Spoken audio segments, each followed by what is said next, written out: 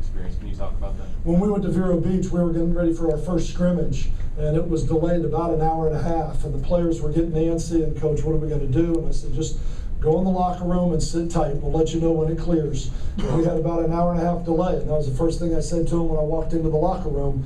I said, hey, we've been here before. I told him before the game, we knew weather was coming. I told him before the game, we'll address it as it comes. Until then, let's just go play the game.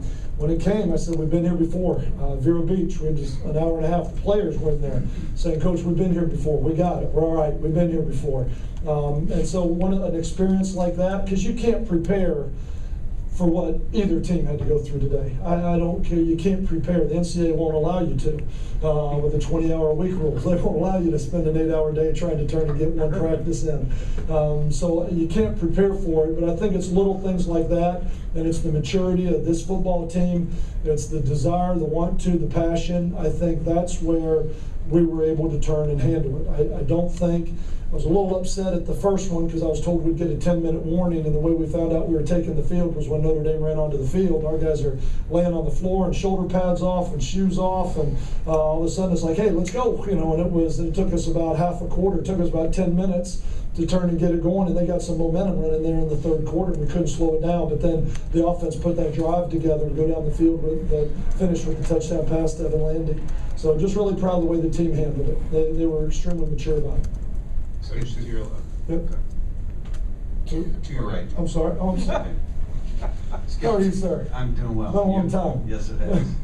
That's 4 in a row on the road. I mean, what have you been able to teach these guys about going into places where there's adversity and coming out on top? Well, I learned from one of the best. What did he have, 23? I think it was. He had a 23-game road streak, I think is what it was at one point. You go play on the road, you got to play together. I think that's one of the biggest things about being able to play on the road. And we talked about regardless of how this game goes, we started fast at Florida a year ago, went right down the field and scored and started 7-0. And then threw 5 picks the rest of the game and ended up getting beat. We felt like we were good enough to play in that game, but we didn't give ourselves a chance.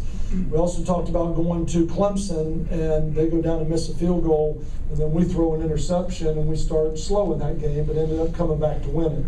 We talked about the ebbs and flows that go through a football game, but the team that's going to win it is the team that's going to focus for 60 minutes and continue to play the game. And we just talked about sticking together, 75 guys in that locker room wearing a uniform. Everybody was here for a reason. Everybody had a role today.